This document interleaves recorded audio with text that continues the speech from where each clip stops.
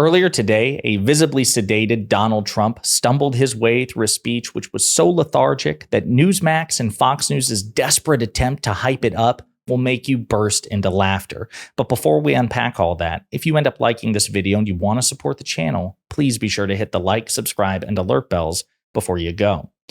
All right, friends, we have several clips to talk about in this video. As you know, Trump is in a state of cognitive and energetic decline. We've talked about it at length on this channel. It's reflected even in the polls. So a majority of Americans, according to poll after poll after poll, say that Donald Trump lacks both the physical and mental fitness to be president and that he's not energetic enough, certainly compared to Vice President Harris. It's also reflected in their campaign schedules. Well, Donald Trump recently gave a speech. It was earlier today, and we're going to play some clips of it. But I actually, just to set the stage, pun intended, I want you to hear what Newsmax had to say, how they described this speech after it was done. Then we're going to play some clips from the speech and then conclude with Fox News. Okay, but here's Newsmax on some serious cope. All right, a very focused, I would say energized, part times funny address there from former President Donald J. Trump in Detroit. So focused, energized, at times funny, according to Newsmax, which makes me wonder if they heard an entirely different speech, or maybe they're lying. It's Newsmax, so probably the latter. Here's some clips of Donald Trump's energetic, focused, funny speech. War on terror only. Kamala Harris is letting terrorists come into our country at record numbers and letting jihadists pour into our homeland by the thousands and thousands and thousands. We can't do that. Where's the energy? Where's the focus? Furthermore, where's the substance and the honesty? So right now, border crossings have dropped precipitously. They're lower now than they were when President Biden inherited the southern border from the Trump administration, number one.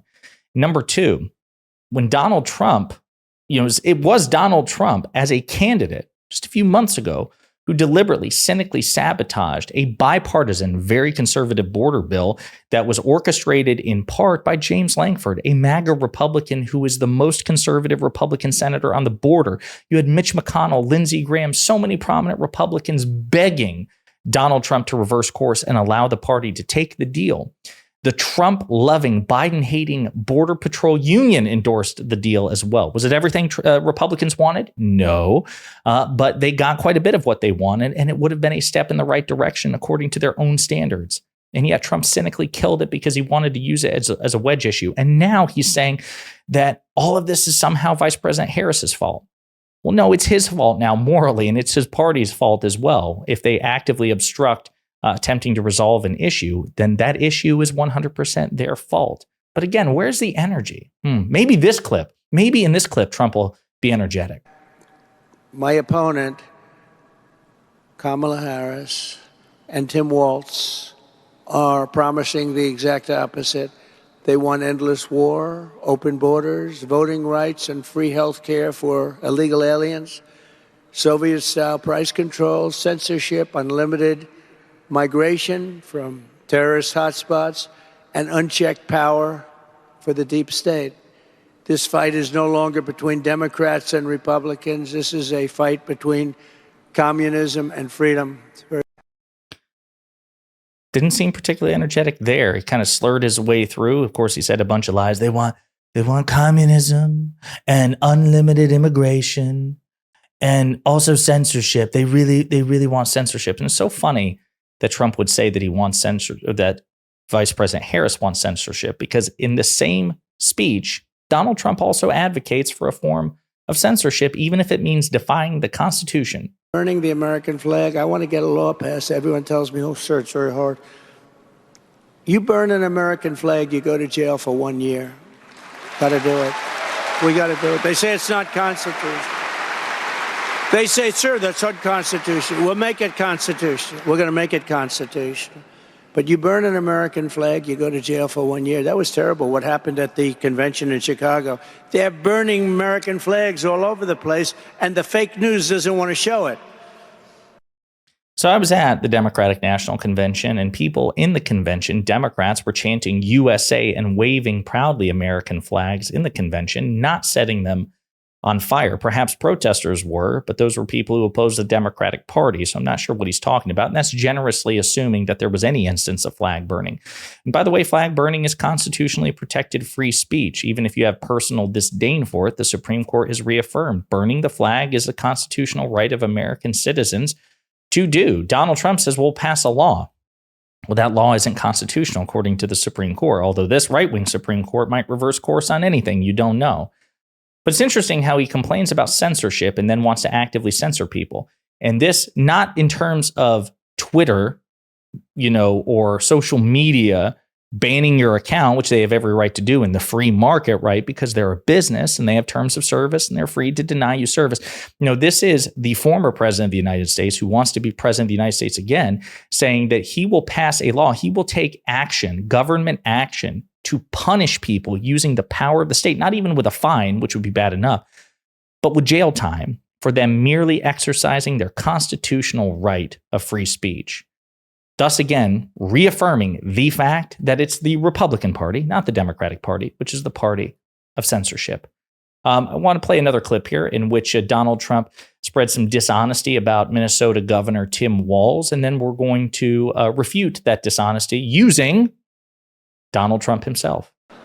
He ignored the pleas of the mayor and the police chief to deploy the National Guard in Minneapolis and said, "You're not highly trained soldiers, you're 19-year-olds who cook." That's what he said.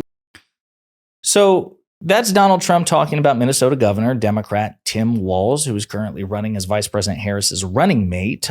He says, listen, he mishandled the riots in Minneapolis. He refused to deploy the National Guard. He did things so terribly. Well, you know who disagrees with Donald Trump? Donald Trump. I know Governor Walz is on the phone, and we spoke, and I fully agree with the way he handled it the last couple of days. I asked him to do that, and the whole world was laughing. 3 days later, I spoke to the governor. The governor's, I think, on the call, and he's an excellent guy. You've got a big National Guard out there that's ready to come in and fight like hell. I tell you, what they did in Minneapolis was incredible. They went in and dominated, and it happened immediately. Tim is on the phone now. Tim Walz. Again, I was very happy with the last couple of days, Tim. You called up. So that's then President Trump praising Minnesota Governor Tim Walz on the phone with other governors with Tim Walz on the phone. So that's I almost said Tom Cruise. That is Donald Trump contradicting Donald Trump. Pretty interesting stuff. So obviously, there were a bunch of lies. There wasn't much by way of substance or policy, just a lot of dishonesty and certainly not any energy that I could find. I already played you what Newsmax had to say. Fox News seemed to be a bit hyped about the speech as well. There you have it. Former President Trump and current GOP candidate for the presidency once again wrapping up his remarks. He was speaking with the National Guard Association in Detroit, hitting three big themes consistently: crime, the economy, and immigration as the campaign. So there you have it. You have Fox News and Newsmax desperately trying to find some sort of laudable thing about the speech, the energy, the themes. He was consistent. He was focused. He was on message. And he lied a lot. He meandered a lot. And he certainly didn't bring any energy whatsoever. And it's so pathetic to see these people bend over backwards to try to accommodate this man, the 78-year-old man, the oldest presidential candidate in American history, whom a majority of Americans believe is physically and mentally unfit to seek the office he previously held and is seeking again. And maybe we should draw more attention to that. And in the meantime, of course, you let me know what you think in the comments.